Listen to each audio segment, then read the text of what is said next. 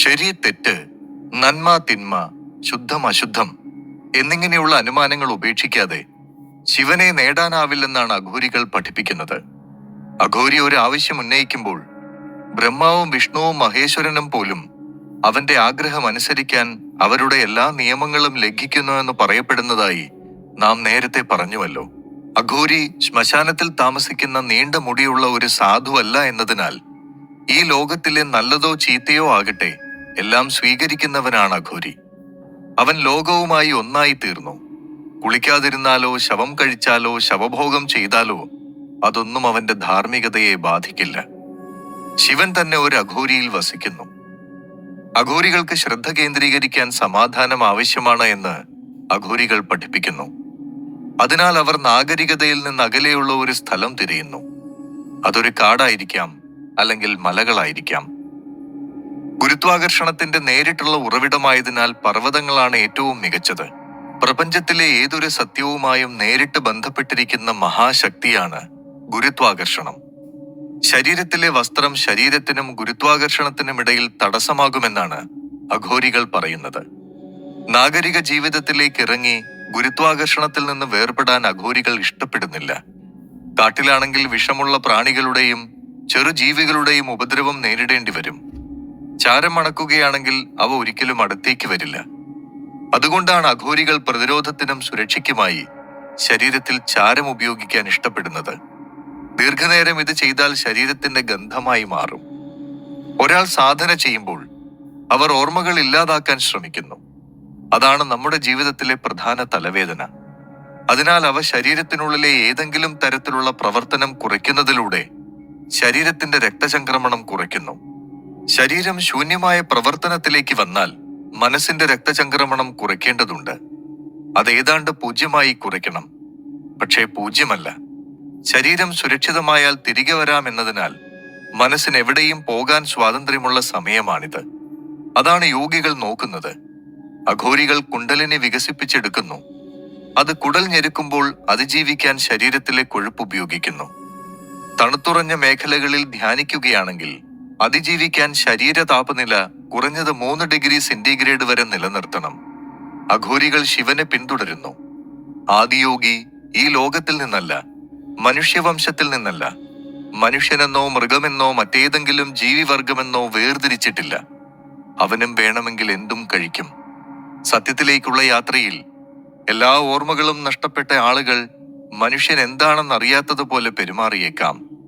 എപ്പോഴെങ്കിലും സിദ്ധന്മാർ ചെയ്തതുപോലെ എന്തെങ്കിലും ചെയ്യുന്നത് അവർക്ക് തുല്യനാക്കില്ല. ഇതൊരു തെറ്റായ ആചാരമാണ്. ശിവൻ എങ്ങനെയാണെന്ന് ശിവന്റെ മിക്ക ശിഷ്യന്മാർക്കും അനുയായികൾക്കും അറിയില്ല. നമ്മുടെ ആത്മാവ് ഊർജമാണ്. ആ കേന്ദ്രീകൃത ഊർജം ഗുരുത്വാകർഷണമല്ലാതെ മറ്റൊന്നുമല്ല. അതിനെന്തിനേയും ബന്ധിപ്പിക്കാൻ കഴിയും. സാധ്യമായ എല്ലാ ഭാഗങ്ങളും നേടിയ ഒരു യോഗിയോ അഘോരിയോ ശിവനോ ആയി തീരുന്നതിലൂടെ നാം മറ്റ് ഗ്രഹങ്ങളിൽ തിരയുന്നതിതാണ്.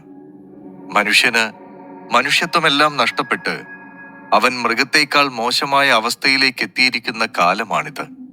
യഥാർത്ഥ മനുഷ്യനാകാൻ ആദിമയുഗത്തിലേക്ക് തിരികെ പോകണമെന്നും പ്രകൃതിയുമായി ഇണങ്ങി ജീവിക്കണമെന്നുമാണ് തങ്ങളുടെ ജീവിതത്തിലൂടെ അഘോരികൾ പറയുന്നത്. മനുഷ്യന് സ്വസ്ഥത നഷ്ടപ്പെട്ടിരിക്കുന്ന ഒരു കാലഘട്ടത്തിലാണ് നമ്മുടെയൊക്കെ ജീവിതം. സാമൂഹ്യ രംഗവും രാഷ്ട്രീയ രംഗവും ഒക്കെ മലിനമാക്കപ്പെട്ടിരിക്കുന്നു. കൂട്ടുകുടുംബം എന്നത് കുടുംബം വ്യക്തികളുമായി മാറിയിരിക്കുന്നു. നമ്മൾ എന്നൊന്നില്ലാതായിരിക്കുന്നു. ഞാൻ എന്ന സ്വാർത്ഥത മാത്രമേ സമൂഹത്തിലുള്ളൂ എന്ന് പറയേണ്ടി വരുന്നു. ഞാൻ എന്നത് അഹന്തയുടെയും സ്വാർത്ഥതയുടെയും സ്വരമാകുന്നു. ഞാൻ എന്ന ഭാവത്തെ ഇല്ലാതാക്കിയവരാണ് യഥാർത്ഥ അഘോരികൾ. ഈ പ്രപഞ്ചത്തിലെ അനേകം ജീവജാലങ്ങളിൽ ഒന്നാണ് താനുമെന്ന കാഴ്ചപ്പാടാണ് അഘോരികൾ നമുക്ക് കാണിച്ചു തരുന്നത്. കാട്ടിൽ നിയന്ത്രണമില്ലാതെ നടക്കുന്ന മൃഗങ്ങളുടെയും പക്ഷികളുടെയും അവസ്ഥയിലാണവർ. എവിടെയും പാർക്കാം, എങ്ങോട്ടും പോകാം, നിയന്ത്രിക്കാൻ ആരുമില്ല. സ്വന്തം ഇഷ്ടത്തിനാണ് ജീവിതം. നമുക്ക് പലവിധ നിയന്ത്രണങ്ങളുമുണ്ട്. അതിൽ നിന്ന് മുക്തരാകാൻ നമുക്ക് കഴിയുകയില്ല. എപ്പോഴും നിറഞ്ഞിരിക്കുന്ന ഒരു കുടത്തിന്റെ അവസ്ഥയാണ് നമ്മുടേത്. നമ്മുടെയൊക്കെ മനസ്സിൽ നിറഞ്ഞിരിക്കുന്നത് ചിന്തകളാണ്, നാളെകളെക്കുറിച്ചുള്ള ആധികളാണ്. അതൊക്കെ കൂടി ഓരോ ദിനം കഴിയും തോറും താങ്ങാവുന്നതിലും അപ്പുറത്തേക്ക് എത്തുകയാണ്.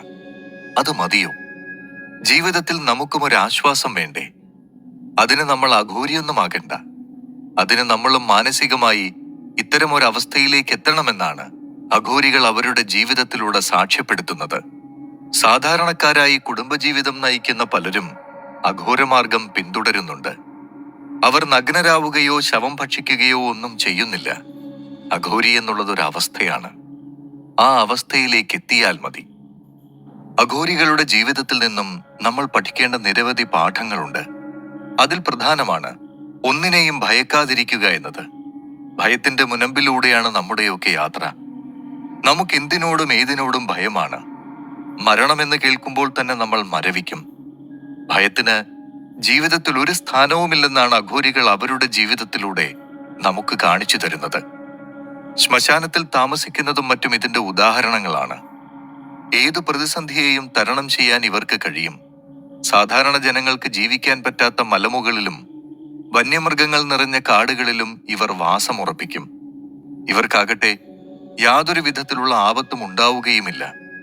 ഇതൊക്കെ നമ്മളും കണ്ടും കേട്ടും പഠിക്കേണ്ടതും ജീവിതത്തിൽ പകർത്തേണ്ടതുമാണ്. ഏതൊരാളും ജനിക്കുന്നത് അഘോരിയായിട്ടാണ് എന്നാണ് ഇവരുടെ വിശ്വാസം. കാരണം ഒരു കുഞ്ഞ് ജനിക്കുമ്പോൾ ആ കുഞ്ഞിന് ആരോടും യാതൊരു തരത്തിലുള്ള ദേഷ്യമോ വേർതിരിവോ ഒന്നും കാണിക്കാൻ കഴിയില്ല. നമ്മുടെയൊക്കെ സാഹചര്യങ്ങളാണ് വേർതിരിവുകൾ സൃഷ്ടിക്കുന്നത്. അഘോരികൾക്ക് പ്രകൃതിയോട്, പ്രത്യേകിച്ച് മൃഗങ്ങളോട് അഗാധമായ സ്നേഹമുണ്ട്. മനുഷ്യനും മൃഗവും തമ്മിൽ വേർതിരിവ് പാടില്ലെന്ന തത്വമാണ് ഇതിലൂടെ മനസ്സിലാക്കേണ്ടത്.